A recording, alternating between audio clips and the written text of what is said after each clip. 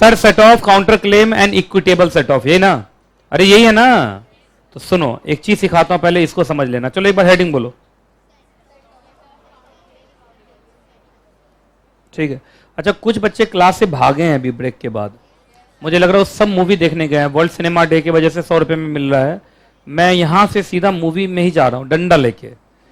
आज जो स्टूडेंट एकदम कंसंट्रेट करके देख रहा होगा ना, सेट ऑफ, काउंटर क्लेम, है ना, वहां लोग पूछेंगे क्या कर रहे हैं, इससे पूछे क्या कर रहे हैं। मैं वहां सेट ऑफ पढ़ा रहा था, ये लोग अपना सेट ऑफ कर रहा है। अच्छा कैसे, क्यों नहीं? अच्छा सिनेमा हॉल में पता नहीं चलेगा मुझे, टॉर्च मुंह पे डाल डाल के देखूंगा, है ना।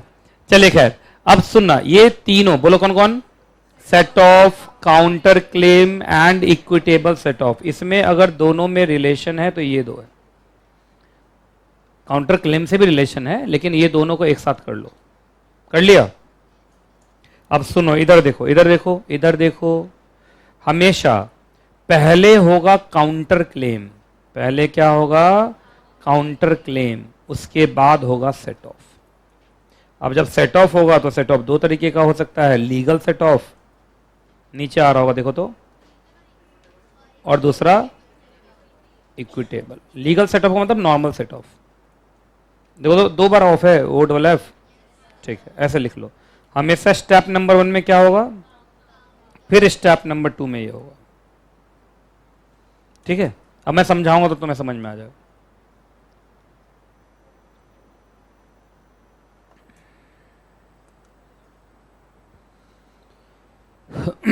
लिखो, ये जरूरी मैंने 13 स्टेप लिखा तो तुम लोग भी 13 ही लिखोगे? मैंने ऐसे 13 लिखा तो वो भी 13 लिख रही। आप तो अच्छे से लिखो।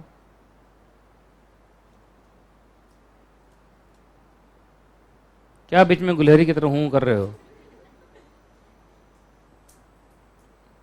हो गया?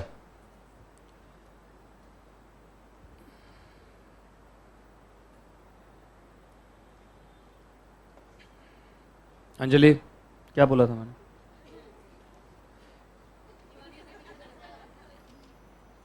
तुम अपना नाम अंजला रख लो। चलिए, स्टेप 1 और स्टेप 2। चलो अब ध्यान से सुनो, इधर देखो। जब भी प्लेंटिफ के तरफ से, इधर देखो, प्लेंटिफ के तरफ से क्या गया होगा? क्लेम। अरे क्लेम ही गया होगा ना, स्टेप नंबर 1 में उसने क्या किया होगा? क्लेम। किसके ऊपर? किसके ऊपर? डिफेंडेंट के ऊपर किया होगा ना। अब ध्यान से सुनो, अब डिफेंडेंट ने इधर से क्या कर दिया? रिप्लाई में क्या किया? इसको क्या करना था? रिप्लाई या रिटन स्टेटमेंट, काउंटर एफिडेविट, ये सब ना। उसने रिप्लाई में इधर से कर दिया काउंटर क्लेम। काउंटर का मतलब क्या होता? उल्टा। लिखो, काउंटर का मतलब उल्टा। काउंटर का मतलब उल्टा। कहा काउंटर का मतलब तो हम समझते थे डेस्क है, काउंटर। काउंटर का मतलब उल्टा। लिखो, लिख दिया। अब सुनो, ये उतार रहे हो क्या अभी? तो 2 मिनट रुक जाओ, पहले इसको पूरा करने दो। मालूम चला प्लेंटिफ ने क्लेम किया कि डिफेंडेंट ने मेरे से लिया था ₹50,000। तो इधर से काउंटर क्लेम, मैं अब 2 तरीके का काउंटर क्लेम दिखा रहा हूं, सुनो। पहला काउंटर क्लेम जो हुआ है वो एसर्टेंड है, एसर्टेंड अमाउंट, है ना, ऑफ ₹20,000। 20,000 बोला तो एसर्टेंड है ना, तो इसको बोलते हैं लीगल सेट ऑफ। क्या बोलते हैं? Legal set of. याद रखना, लीगल सेट ऑफ बड़ा आसान होता है। कोर्ट के लिए क्यों आसान है बताओ? इधर से 50,000 का क्लेम गया, उधर से 20,000 का क्लेम आया। अब कोर्ट क्या करेगा? 50 - 20 = 30,000 का केस बना के चला देगा। नहीं समझे? अरे समझ में आया? नहीं समझ में आया तो थोड़ा ध्यान से सुनना। अब देखो जो मैं बोल रहा हूं फिर से।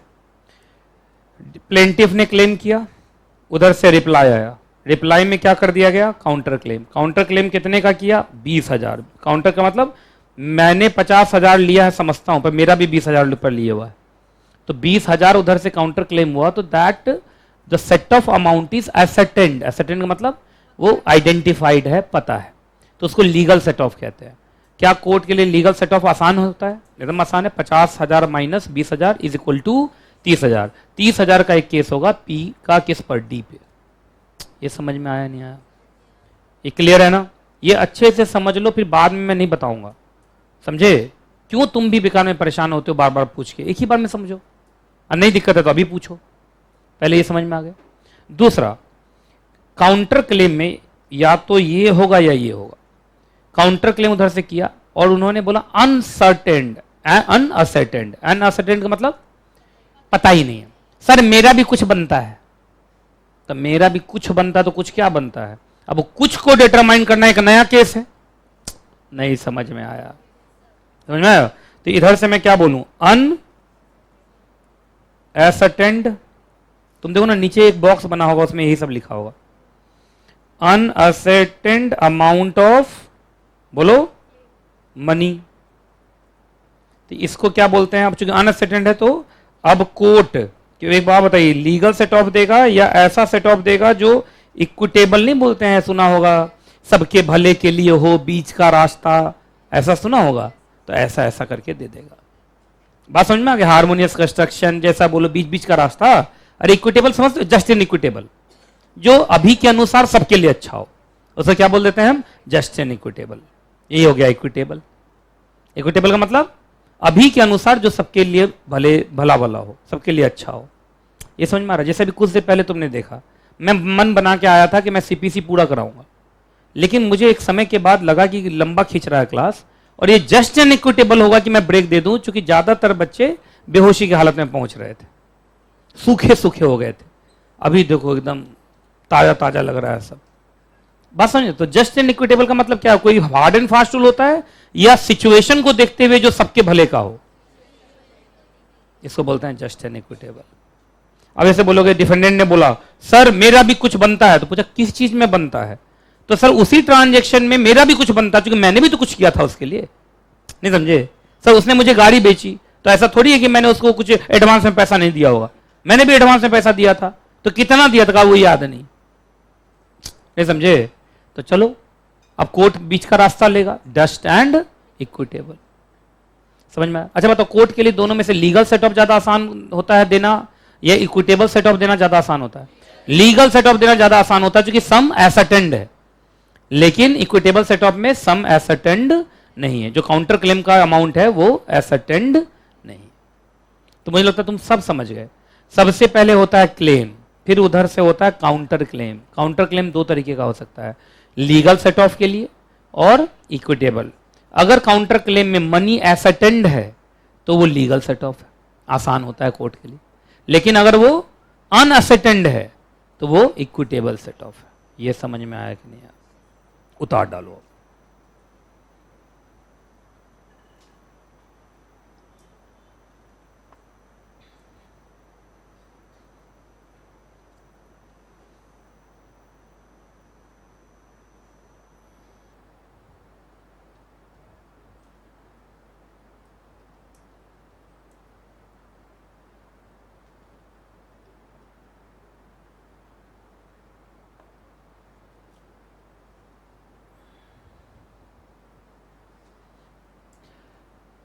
बड़े बड़े चैप्टर्स का डिक्लेरेशन हो चुका है, देखे नहीं होंगे?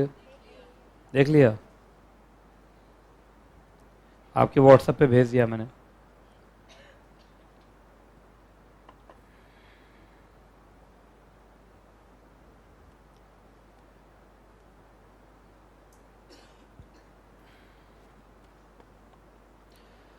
कोई दिक्कत? हटाऊं? अनएसर्टेन्ड अमाउंट ऑफ मनी का सेट ऑफ कराना है, तो कैसा सेट ऑफ मिलेगा? अनएसर्टेन्ड इक्विटेबल, और एसर्टेन्ड होगा तो मिलेगा। इधर से बोला 50,000, उधर से बोला 20,000, लीगल है। उधर से बोला 50,000, मेरा भी कुछ बनता है, इक्विटेबल। अब मुझे लगता है समझ में आ गया। हटा रहा हूं मैं, जल्दी लिखो यार तुम लोग, क्या फिर बोलोगे लेट हो गया लेट हो गया। काउंटर क्लेम के बाद ही होगा ना ये सब, काउंटर क्लेम का, इसलिए तो एक साथ पढ़ा रहा हूं सब। पहले काउंटर क्लेम होगा और काउंटर क्लेम के बाद अगर काउंटर क्लेम सक्सेसफुल रहा तो सेट ऑफ मिलेगा। अगर काउंटर क्लेम तुम्हारा सक्सेसफुल नहीं रहा तो सेट ऑफ नहीं मिलेगा। सेट ऑफ मिलेगा नहीं ना, आप बात नहीं समझा, काउंटर क्लेम तुमने किया, तुम जो बोल दोगे कोर्ट मान लेगा कि तुमको ही प्रूफ देना पड़ेगा। जैसे तुमने बोला 20,000 मेरा भी बनता है, तो प्रूफ दिखा, अच्छा प्रूफ में सक्सेसफुल हो गया, तो your counter claim is successful. तो 50,000 minus 20,000 is equal to case कितने का, 30,000। लेकिन अगर नहीं प्रूफ कर पाए तो काउंटर क्लेम फेल कर गया, ये ना सेट ऑफ नहीं मिलेगा। क्या नहीं मिलेगा, समझ में आ गया? हटाऊं क्या? चलो अब मेरी बात को ध्यान से सुनना, सच पूछो तो अब हमें ये पढ़ना है लीगल सेट ऑफ और इक्विटेबल सेट ऑफ में डिफरेंस होता क्या है। क्योंकि काउंटर क्लेम तो होगा ही हमेशा, काउंटर क्लेम के बाद क्या होगा, सेट ऑफ। आइए, लीगल सेट ऑफ में सम क्या होना चाहिए और इक्विटेबल सेट ऑफ में, ठीक है, समझ में आ गया? अच्छा, लीगल सेट ऑफ में चूंकि अमाउंट कम से कम क्लियर है, तो ये जरूरी नहीं है कि मैंने तुम पर केस किया है कार लोन का, तो सेट ऑफ भी उधर से कार लोन का ही हो। जैसे मैंने बोला इधर से कि 50,000 मेरा कार लोन नहीं वापस किया है, और उधर से बोल रहा है कि मेरा 20,000 है ना, मेरा 20,000 मालूम चला सर्विस का पेमेंट नहीं किया। तो देखिए, कार लोन अलग ट्रांजेक्शन है और सर्विस अलग ट्रांजेक्शन है। तो अगर आप याद रखिएगा, अगर वो लीगल सेट ऑफ है तो अलग अलग ट्रांजेक्शन का भी सेट ऑफ हो जाता है। बात समझ में, चूंकि कम से कम अमाउंट तो मालूम है। लेकिन इक्विटेबल सेट ऑफ में एक तो तुम्हारा अमाउंट नहीं मालूम है, ऊपर से तुम अलग अलग ट्रांजेक्शन दिखाते हो, तो सो चलने वाला नहीं है। इक्विटेबल सेट ऑफ में काउंटर क्लेम भी उसी ट्रांजेक्शन का होना चाहिए जिस ट्रांजेक्शन का इधर से क्लेम हुआ। समझ में आ गया? और कार लोन का क्लेम है तो इक्विटेबल सेट ऑफ के लिए भी कौन सा क्लेम हो, कार लोन का ही हो। लेकिन अगर वो लीगल सेट ऑफ है तो कोई फर्क नहीं पड़ता है, इधर तुम क्लेम किसी और ट्रांजेक्शन पे करो और किसी और ट्रांजेक्शन का भी तुम्हारा पैसा वापस बनता है तो तुम उसका कर दो, कोई दिक्कत नहीं। तो ट्रांजेक्शन अलग अलग हो सकते हैं लीगल सेट ऑफ में, इक्विटेबल सेट ऑफ में अलग अलग ट्रांजेक्शन हो नहीं सकते। समझ रहे हो ना? अभी एकदम दिमाग खोल के रखना भाई, जो बोल रहा हूं अभी और फंसोगे तुम लोग। 2 पॉइंट क्लियर? तीसरे पॉइंट में याद रखना, लीगल सेट ऑफ हमेशा राइट होता है, और क्या कोर्ट को देना ही पड़ेगा लीगल सेट ऑफ अगर प्रूफ हो गया तो। बोल ही नहीं रहा कोई, अरे सम तो एसेटेंड है ना, लेकिन इक्विटेबल सेट ऑफ तुम्हारा राइट है या कोर्ट का डिस्क्रिएशन है? डिस्क्रिएशन का मतलब मर्जी, कोर्ट का मन होगा तो इक्विटेबल सेट ऑफ देगा, नहीं मन होगा तो नहीं देगा। लेकिन अगर इक्विटेबल अगर लीगल सेट ऑफ है तो ये आपका राइट है, अगर आपने प्रूफ कर दिया तो मिलेगा। इक्विटेबल सेट ऑफ में प्रूफ होगा ही नहीं ना, कैसे प्रूफ होगा बताओ? तुम किसके दया पे रहोगे, कोर्ट के। नहीं समझे? आगे बढ़े। अच्छा, लीगल सेट ऑफ में कोर्ट फीस किसके ऊपर दोगे, सेट ऑफ अमाउंट, क्योंकि अमाउंट एसेटेंड है, अनएसेटेंड नहीं है। क्या है? असेटेंड। असेटेंड मतलब पता है। लेकिन इक्विटेबल सेट ऑफ में आपको कोर्ट फीस देने की ही जरूरत नहीं है। क्यों? क्योंकि तुम कोर्ट के दया पे तुमको मिल रहा है, राइट के नाम पे तो मिल नहीं रहा है। 90% केस में इक्विटेबल सेट ऑफ गिर जाता है। गिर जाता मतलब मिलता नहीं, तो इसलिए कोई फीस लिया नहीं जा रहा है। ऐसे भी कोर्ट की दया पे मिल रहा है तो उसका फीस क्या दूंगा? समझ में आ रहा है? आगे, लीगल सेट ऑफ में याद रखना, जो अमाउंट है वो टाइम बार्ड नहीं होना चाहिए। टाइम बार्ड समझे? अरे लिमिटेशन पढ़े हो कि नहीं पढ़े हो अभी तक? टाइम बार्ड का मतलब सुनो, इधर से मैंने बोला मेरा कार लोन का 50,000 नहीं दिया, तो उधर से बोल रहा है कि मेरा भी सर्विस का नहीं दिया। तो बोला सर्विस कब का? कहा 50 साल पहले। तो ये तो टाइम बार्ड हो चुका है। तो याद रखना, काउंटर क्लेम टाइम बार्ड होना नहीं चाहिए। लेकिन इक्विटेबल सेट ऑफ ऐसे ही दया पे चल रहा है, तो टाइम बार्ड हो भी जाए तो फर्क पड़ता नहीं है। ऐसे भी कौन मिलने ही वाला है, कभी कभार मिल जाता है। हाँ, लेकिन एक बात जरूर है, इसको समझना, इक्विटेबल सेट ऑफ में टाइम बार्ड भी रहेगा तो भी चलेगा, प्रोवाइडेड अगर वो टाइम बार्ड है, अगर वो टाइम बार्ड है तो याद रखिएगा आप प्लेंटिफ के क्लेम से ज्यादा सेट ऑफ नहीं कर सकते। जैसे प्लेंटिफ का क्लेम था 50,000 का, और उधर से बोल रहे हो अब मेरा भी कुछ बनता है, तो कहा कितना बनता है? कहा 50,000 से तो ज्यादा ही बनता है। तो कहा तुम जो इधर से कर रहे हो कौन सा केस है? कहा वही 50 साल पहले का केस है। तो 50 साल पहले का केस का तुम काउंटर क्लेम कर रहे हो, ये तो टाइम बार्ड है।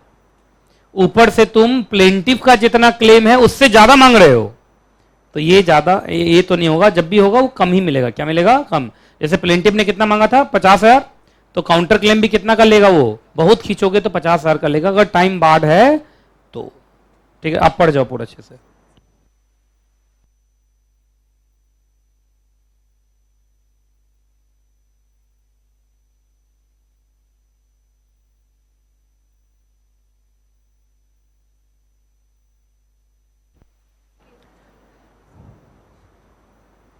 पढ़ लो भाई तुम लोग पहले, मैं फिर से एक बार बोलूंगा स्पीड में। अब कौन? जिसको फायदा मिलेगा वो देगा। डिफेंडेंट। तुम लोग पूरा पढ़ लिए, मैं फिर से बोल रहा हूँ, लास्ट बार बोल रहा हूँ, अब नहीं बोलूंगा फिर से।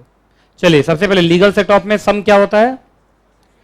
इक्विटेबल सेट ऑफ में, लीगल सेट ऑफ के अंदर जो, चूंकि सम कम से कम एसेटेंड है तो ट्रांजैक्शन सेम ही हो ऐसा जरूरी नहीं है। अगर कार लोन इधर से क्लेम है तो जरूरी नहीं है कि काउंटर क्लेम भी कार लोन पे ही हो, वो अलग ट्रांजैक्शन का भी सेट ऑफ मिल जाएगा, है ना। लेकिन अगर इक्विटेबल सेट ऑफ है तो एक तो अमाउंट नहीं मालूम है, ऊपर से कह रहे हो कि ट्रांजैक्शन भी अलग है, तो सो चलने वाला नहीं है, ट्रांजैक्शन सेम ही होना चाहिए। तीसरा नंबर, लीगल सेट ऑफ तुम्हारा राइट है और court is bound to grant the legal set off, लेकिन जो आपका इक्विटेबल सेट ऑफ है वो आपका राइट नहीं है, इट इज द कोर्ट डिस्क्रिएशन। उसका मन होगा तो इक्विटेबल सेट ऑफ देगा, नहीं मन होगा तो इक्विटेबल सेट ऑफ नहीं देगा। नंबर 4, आपको याद रखिएगा, सेट ऑफ अमाउंट पे कोर्ट फीस पे करना पड़ेगा अगर लीगल सेट ऑफ है तो, चूंकि अमाउंट मालूम है, ठीक है, उसी के ऊपर कुछ परसेंटेज बनता होगा तुम्हारा, क्या चीज, कोर्ट फीस। जैसे मैंने 20,000 का मांगा था ना सेट ऑफ, तो 20,000 पर मान लो 2% है तो हो गया, वही कोर्ट फीस हो गया। लेकिन आपका इधर अमाउंट मालूम है क्या, इधर इक्विटेबल वाले में, तो कोर्ट फीस किस पर, हवा पर दूंगा, तो कोर्ट फीस देने की जरूरत ही नहीं है। और बोलो लास्ट में एक बात बताइएगा, इधर का जो है लीगल सेट ऑफ है, क्या इसका क्लेम टाइम बार्ड होना चाहिए? नहीं, काउंटर क्लेम वाला टाइम बार्ड होना नहीं चाहिए।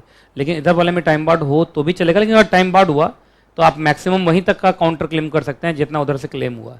क्लेम 50 का, तो इधर से बहुत खींचोगे तो कहाँ तक का मिलेगा, 50 का, 50 से ज़्यादा का मिलेगा नहीं।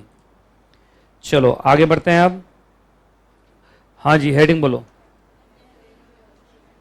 Temporary injunctions and interlocutory orders. सबसे पहले पढ़ते हैं टेम्पररी इंजंक्शन। इंजंक्शन का मतलब स्टे ऑर्डर, लिख लो। टेम्पररी का मतलब क्या, मतलब हमेशा के लिए है या कुछ दिनों के लिए? कुछ दिनों का मतलब ऐसे है, कोर्ट ने बोल दिया मैं इस पर रोक लगाता हूं जब तक 3 महीने ना गुजर जाए, ये हो गया टाइम। अगला, जब तक मेरे फर्दर ऑर्डर ना आ जाए, या, और याद रखिएगा ये तो किसी भी स्टेज पर आपको ग्रांट हो सकता है, टेम्पररी वाला तो कभी भी आ सकता है। तो बताओ टेम्पररी को 2 तरीके से टेम्पररी बनाते हो, कैसे? टाइम से, और दूसरा बोल दिया जब तक मेरे फर्दर ऑर्डर ना आ जाएं आप इस बिल्डिंग के आसपास दिखने नहीं चाहिए, ये ना, तो 1 और 2। और टेम्पररी इंजंक्शन किसी भी केस के किसी भी स्टेज पर दिया जा सकता है। टेम्पररी हो गया। अब यहां लिखा भी हुआ है टेम्पररी इंजंक्शन कब कब दिया जाता है, जब कोई प्रॉपर्टी जिसके ऊपर क्या चल रहा है, डिस्प्यूट चल रहा है, लग रहा है कि उसको क्या कर दिया जाएगा, बोलो, वेस्ट कर दिया जाएगा, डैमेज कर दिया जाएगा, एलिनिएट, एलिनिएट का मतलब बेच दिया जाएगा, अलग कर दिया जाएगा, उससे दूर कर दिया जाएगा। एलिनिएट का मतलब अपने से दूर करना, अलग करना, ठीक है जी। तो उसको, एक पार्टी को लग रहा है कि अगर इंजंक्शन नहीं लगा तो शायद दूसरा पार्टी ऐसा काम करेगा, तो तुरंत क्या लगवाना चाहेगा, इंजंक्शन। डिफेंडेंट धमकी दे रहा है उसको, किसको, प्लेंटिफ को, कि तुझे निकाल दूंगा प्रॉपर्टी से, तो उसी समय में प्लेंटिफ पहुंच गया कोर्ट में कि सर किसका जमीन है, किसका बिल्डिंग, वो बाद में डिसाइड होगा, पहले आप उसको बोले धमकी देना बंद करे, अब मुझे मेरे घर से ना निकाला जाए, केस चलता रहे, अगर मेरा नहीं साबित होगा तो मैं हट जाऊंगा बाद में, पर कम से कम अभी मुझे वो ना निकाले, ये हुआ ना। तीसरा, फिर डिफेंडेंट है ना, क्या कर रहा है, देखो धमकी दे रहा है, मार पीट दूंगा, पकड़ दूंगा, उड़ा दूंगा, है ना, तो तुरंत इंजंक्शन का कि साहब उसको बोलिए कि मेरे घर पे आना बंद करे, डेली आता है, बंदूक लेके आता है और दिखा के चला जाता है कि नहीं, या हाँ, मतलब कुछ भी ऐसे ही मैंने बोला, मतलब 3 केसेस हैं जहां पे क्या लग सकता है, टेम्पररी इंजंक्शन। चूंकि अभी तो केस स्टार्ट भी नहीं हुआ है, अभी तो सिर्फ वो यही चीज लेके गया है, अब केस चलेगा, फिर डिसीजन आएगा, तब जाके परमानेंट वाला जो होता है, जो तुम्हारा इंजंक्शन, वो लगेगा। परमानेंट वाला तो लास्ट में लगेगा ना, पर टेम्परेरी इंजंक्शन कभी भी लग सकता है। चलो आ जाओ, इंटरलोकेटरी ऑर्डर, ये कहीं और भी पढ़ाया होगा तुम लोग को, essential commodities act model first में कि मॉडल सेकंड में, मैं इतना पढ़ाता हूँ मैं खुद ही भूल जाता हूँ, सेकंड में है, अच्छा वहां पर आया था। तो इंटरलोकेटरी ऑर्डर का मतलब क्या होता है, एक काम करो स्पीड में 4 लाइनें पढ़ जाओ तो।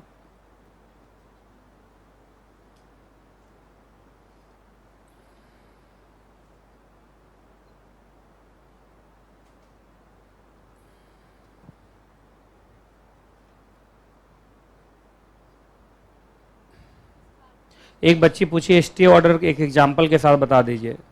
सिंपल सा बात है, एक ज़मीन है, ज़मीन पे दो पार्टी झगड़ा कर रहे हैं, एक पार्टी उसके ऊपर फ्लोर पे फ्लोर बनाया जा रहा है। तो पहला पार्टी कोर्ट में जाके क्या बोला, सर ज़मीन किसका बाद में डिसाइड होगा, पहले आप उसको रुकवाइए।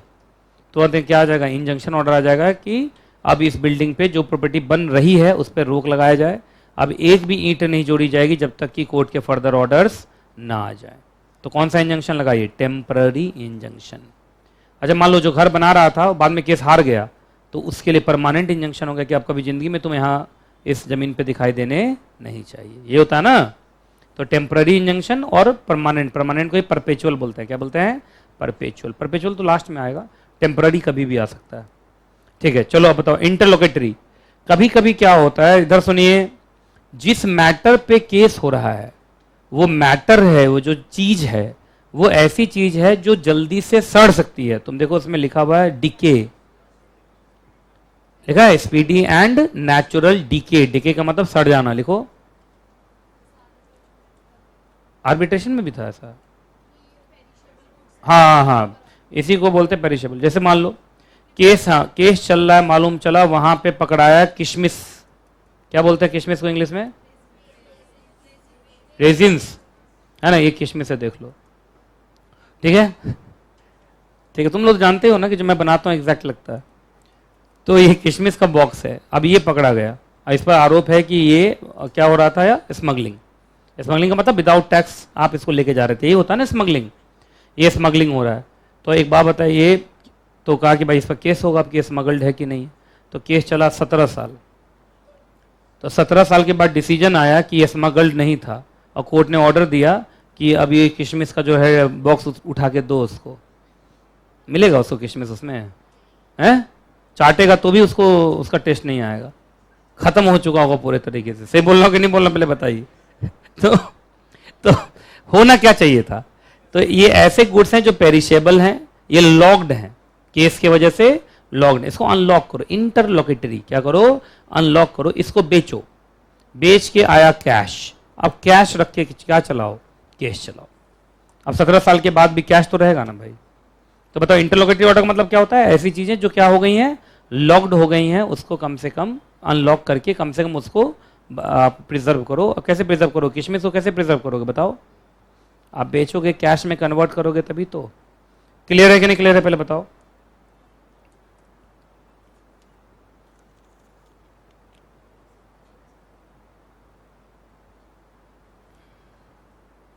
एक स्टूडेंट मेरे से मिलना चाह रहा है, वो रिसेंटली सीएस बना है, 25 अगस्त के रिजल्ट में ही सीएस बना है। और ये बहुत पुराना स्टूडेंट है, आर्यन वशिष्ठ, वो यहीं से पढ़ के सीएस बना है। तो वो अभी हेड ऑफिस में है और मेरे से मिलना चाह रहा है। वो लगभग 1-1.5 घंटे से बैठा हुआ है। यहाँ बुला लो, आप मत पढ़ाओ, दुनिया में किसी को बुला लो, बस आप नहीं, है ना। नहीं, इसको ख़त्म करना ज़्यादा जरूरी है, मैं उससे मिल लूँगा बाद में। ये बहुत पुराना स्टूडेंट है। अच्छा अच्छा, चलो पहले इसको ख़त्म करता हूँ, उसके बाद हैं।